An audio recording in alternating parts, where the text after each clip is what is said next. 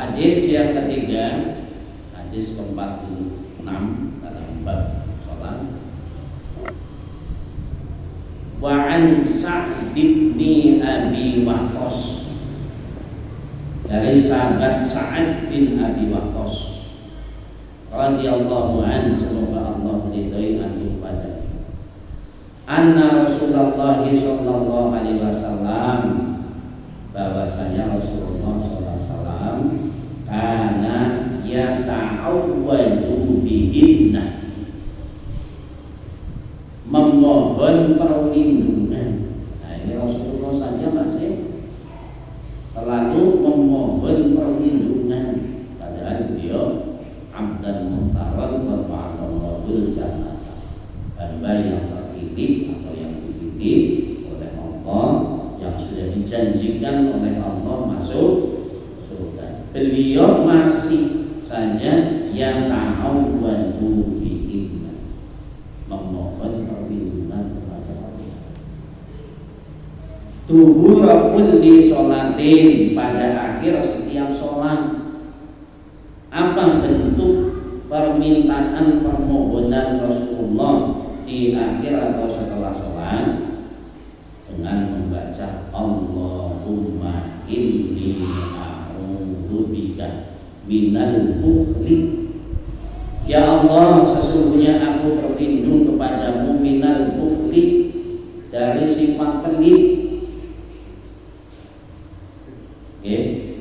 Wa a'udzubika minal jubni, dan aku berlindung kepadamu minal jubni, dari perasaan ketakutan. Ini kadang-kadang kita kan masih punya rasa takut, mencek sunah masjid, asyik sama jalmaan, etama, ya kan? Kadang-kadang kita takut. Maka dengan kita berdoa sebagaimana yang Rasulullah contohkan pada salat, beliau berlindung kepada Allah. Ya Allah, aku berlindung kepadamu minal jubni, dari perasaan ketakutan. Maka di dalam Qasasul Anbiya, saya membaca dalam kitab Kamil Tarikh, itu Rasulullah dikenal dengan orang yang sajjah. Sajjah itu merupakan bagian dari akhlakul karimah, akhlak yang pemberani. Rasulullah kalau berjalan saja, dalam kitab tersebut disebutkan seperti batu yang turun dari gunung, saking tegapnya Rasulullah. Jadi Rasulullah itu tidak punya sifat leda-lede, cara Jawa itu, tegas, sigap. Nah, ini yang perlu dicontoh oleh kita. Leda-lede, geleyek-geleyek, mencela-mencela, benar. Itu sifat-sifat yang qabihah, yang tidak perlu dicontoh. Maka jamaah warga Muhammadiyah semuanya harus sigap, tegas, cepat. Harus begitu. Saya kadang-kadang saya sampai mendengar sendiri siswa saya di SMK Rumah itu, terutama kelas-kelas 12, kelas 3 itu sama kontin Mas. Terus bocah itu gede banget. Bocah pada beler, pada jagung sebelum derek dune. Tapi begitu saya masuk, bisa langsung diam semuanya. Nah, ternyata ada yang mengatakan begini, Pak Mas Rumah galak enggak, tapi tegas. Galak mah enggak, tapi tegas. Ada anak 8 tongkrongan di sebelah kaki. Di saat jam pembelajaran, gurunya pada di bawah. Ada guru lewat, saya di belakang. Guru itu mohon maaf, bodohnya besar di tinggi besar, jajal terterima. Itu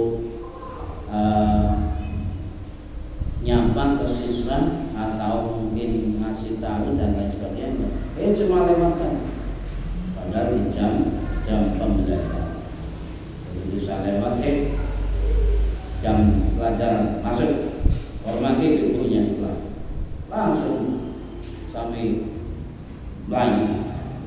Nah ini sifat-sifat sarjana yang semacam ini harus kita praktekkan dalam kehidupan kita karena merupakan dari sifatnya Rasulullah Sallallahu Alaihi Wasallam.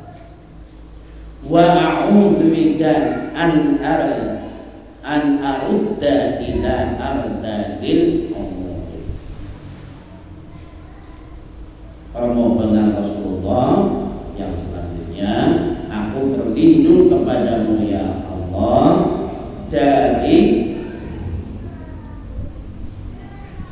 sifat-sifat pikun an arudda ila ardadil umur. Diberikan umur panjang tapi umur yang tidak menyebabkan kita lupa. Maksudnya itu, ya Allah, aku berlindung kepadamu untuk dijauhkan dari pikun. Pikun itu kelalaian, atau linglung. Pikun kali linglung tunggu nanti itu. Kalangan. Kamu mesti linglung apa ya? Waktu pikun kali. Ini kalangan di linglung tadi pikun. Nah ini ternyata Rasulullah sampai usia beliau suyuh bahasa Arabnya sampai sepuh, tidak ada satu hadis pun kita menemukan mendapatkan bahwa Rasulullah pikun. Nah ini doanya, Allahumma inni a'udzubika min an arudda ila ardhil umur. Kami lalu bahasa Arabnya bahasa Jawa atau bahasa Sunda.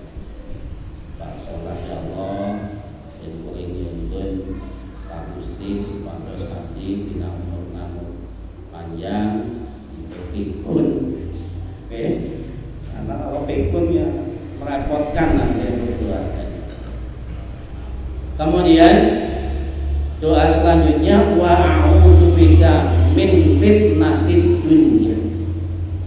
Ya Allah, aku berlindung kepadamu min fitnatid dunya, dari fitnahnya dunia. Yang dimaksud fitnahnya dunia itu cobaan dunia.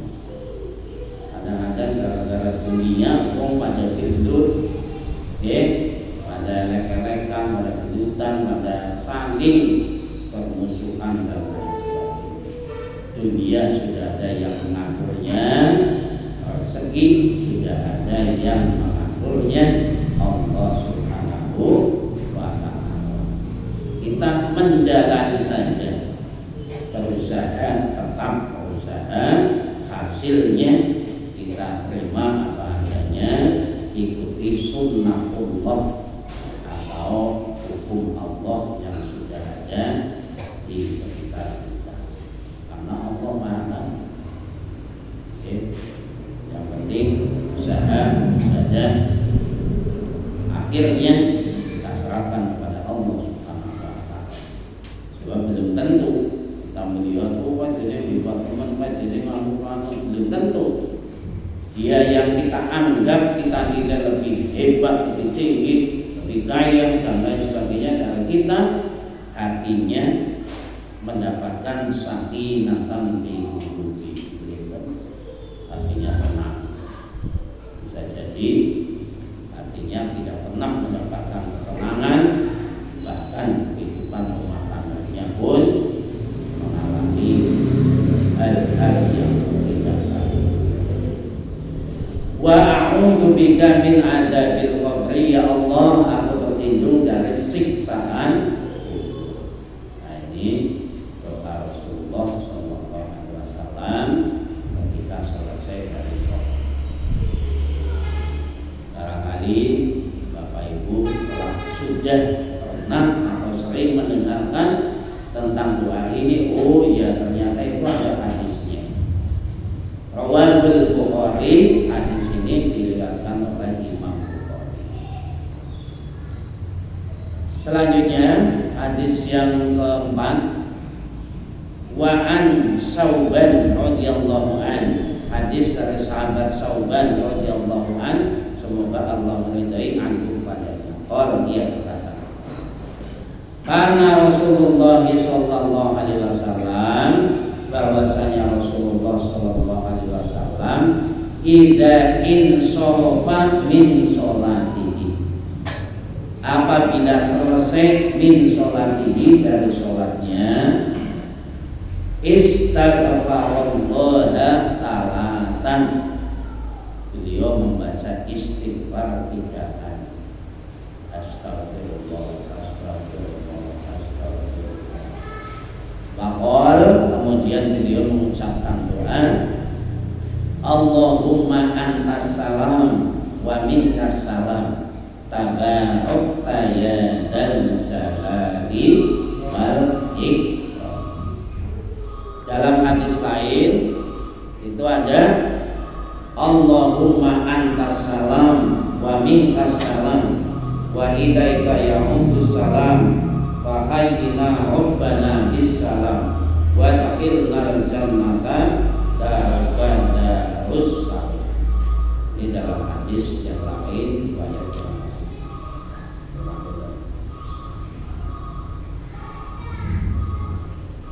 Nah, oleh sebab itu, kalau hadis yang ini yang Allahumma antas salam wa minkas salam tabarakta ya dzal jalali wal ikram, rawahu Muslim, diriwayatkan oleh Imam Muslim. Kalau yang tadi rawahu at-Tirmidzi. Pertanyaannya kok beda-beda?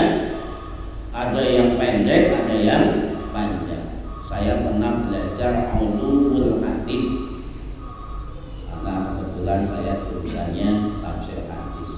Saya tanyakan ke Pak dosen hadis saya, itu begini, ketika Rasulullah memberikan pelajaran atau taklim atau apa saja, terutama dikerumuni oleh para sahabat, begitu banyak para sahabat. Ada yang duduk di depan, ada yang di samping, ada di belakang, ada yang di pojok. Yang ketika Rasulullah menyampaikan sabdanya, masing-masing sahabat ini pendengarannya berbeda-beda. Ada yang fatonah, cerdas, semangat, begitu mendengarkan sekali langsung masuk, teringat selalu di otak. Ada yang semangat. Nah, inilah kemudian masing-masing sahabat itu meriwayatkan dengan riwayat yang berbeda-beda. Selama matan hadisnya isinya laisa mukhalafatan minal Qur'an wal ahadisul ukhra la ba'sa. Ini kalau dari aspek ilmu hadis. Meskipun riwayatnya berbeda-beda, bacaannya berbeda-beda, tapi kalau matan dan maknanya hadis itu tidak menyimpang dari Al-Quran dan tidak bertentangan dengan hadis-hadis yang lain, maka sama-sama boleh diamalkan. Mau mengamalkan Allahumma antas salam wa minkas salam tabaraka ya dzal jalali wal ikram titik, mau mengamalkan Allahumma antas salam wa minkas salam wa ilaika ya'udus salam wa hayyina rabbana bis salam wa qina darus salam. Karena dari sisi matan dan maknanya tidak menyimpang. Kemudian hadis selanjutnya, wa an Abi Hurairah radhiyallahu anhu, hadis dari Abu Hurairah radhiyallahu anhu, semoga Allah meridai anhu padanya, an Rasulillah sallallahu alaihi wasallam, dari Rasulullah sallallahu alaihi wasallam, qol ya sabda, man sabbahallaha dubura kulli sholatin talatan wa salasina Barang siapa yang mengucapkan kalimat tasbih subhanallah subhanallah subhanallah subhanallah dubura kulli sholatin, pada setiap akhir sholat, talata wa talatina 33 kali, wa hamidallah, dan ucapan hamdalah alhamdulillah alhamdulillah alhamdulillah alhamdulillah 33 kali, wa takbir, dan bertakbir Allahu akbar Allahu akbar Allahu akbar talatan wa talatina 33 kali, wa tilka tis'un wa tis'una, yang kesemuanya itu jika dirangkum atau disatukan menjadi 99. Ini sama dengan Asmaul Husna.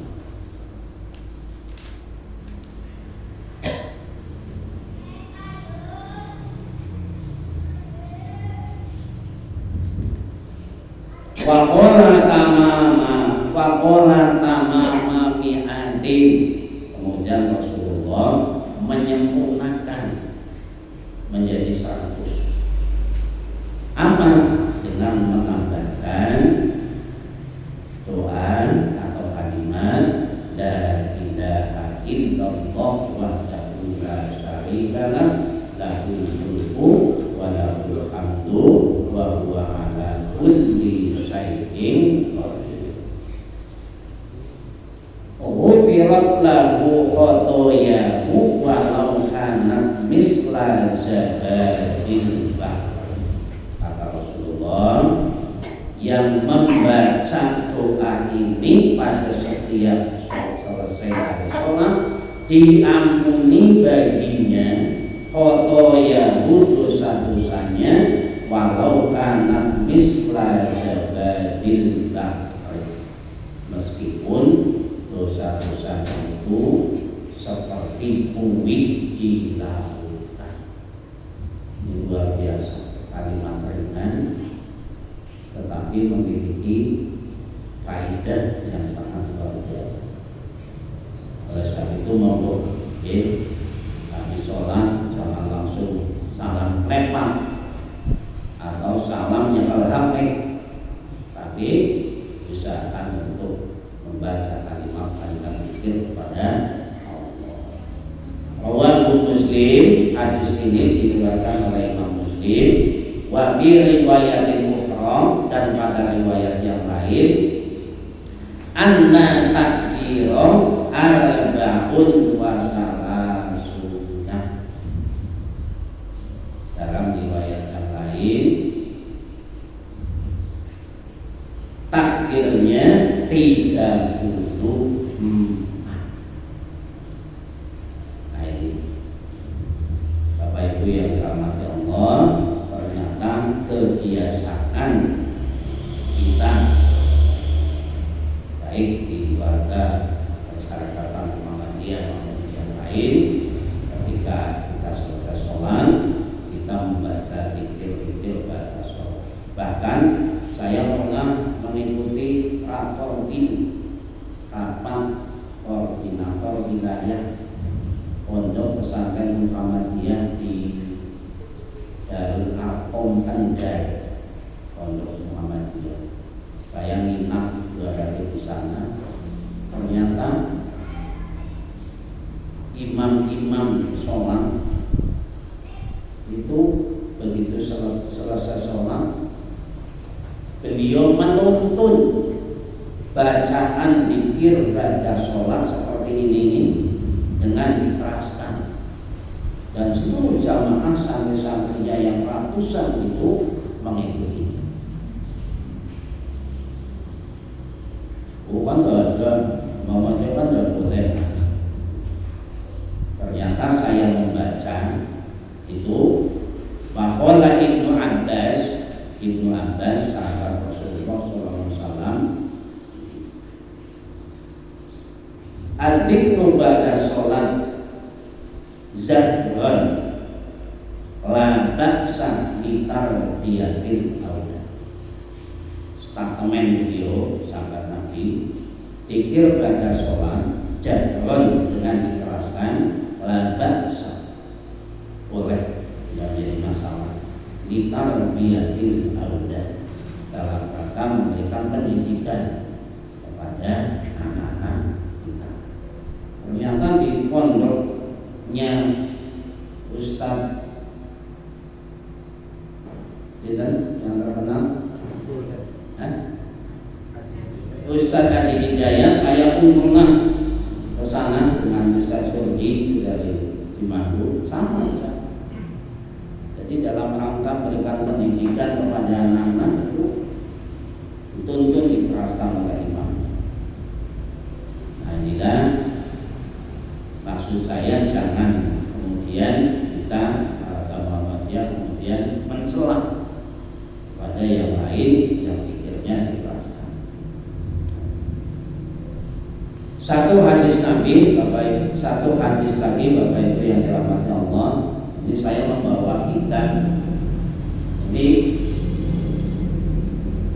ini khusus Al-Adhkar, hadis-hadis Nabi yang isinya tentang zikir Rasulullah Sallallahu Alaihi Wasallam, baik pada sholat maupun di luar sholat.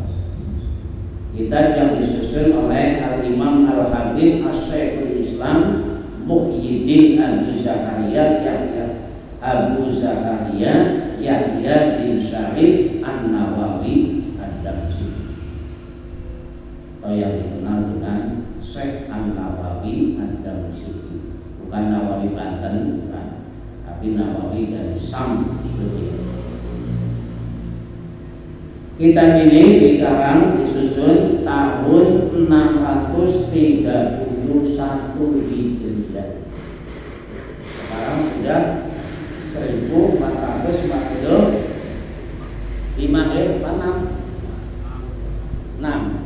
46 Hijriah. Dan kitab ini 631 Hijriah. Ini seluruh isinya hadis-hadis sahih. Saya padukan dengan kitab yang lain, Bulughul Maram, dengan itu ada. Nah, ini dalam rangka mempermudah kita. Ini ada zikir Rasulullah, bacaan Rasulullah. Di dalam hadis-hadis ini disebutkan, ya, dzikru sobahan, dzikru masakan. Zikir Rasulullah di saat waktu pagi dan zikir Rasulullah di saat waktu siang maupun waktu malam. Contoh, warwaina bi isnadin sahihin, dan kami telah meriwayatkan dengan sanad yang sahih. Fi Sunanin Abi Dawud, dalam kitab Sunan Abu Dawud, wa Tirmidzi dan Imam At-Tirmidzi. An Abi Hurairah, dari Abu Hurairah radhiyallahu an, anna Abu Bakar Siddiq, bahwasanya Abu Bakar Siddiq radhiyallahu an, ia bertanya, ya Rasulullah, wahai Rasulullah, marrani bi kalimatin aqwalahunna idza asbahtu idza amsaytu. Kata Abu Bakar, ya Rasulullah, beritahu aku tentang satu kalimat yang kalimat itu aku baca di waktu pagi dan di waktu sore. Kemudian Rasulullah SAW menjawab, Qulillahu mafatirus samawati wal ardh, alimul ghaibi was syahadati, rabbi kulli syai'in wa malaikatahu, asyhadu an la ilaha illa anta, a'udzubika min syarri nafsi wa syarri syaitani wa syirkihi. Nah, ini Quran. Nah, oleh sebab itulah Bapak Ibu yang dirahmati Allah, jadi ketika kita selesai sholat maupun tidak sholat, usaha lisan kita untuk senantiasa berpikir kepada Allah Subhanahu wa Ta'ala dengan bacaan-bacaan zikir yang sudah Rasulullah sampaikan di dalam hadis-hadisnya. Akan Bapak Ibu yang dirahmati Allah, untuk kajian malam hari ini insyaallah bagi yang belum tahu bisa menambah wawasan kehidupan kita yang sudah berjalan. Sekian.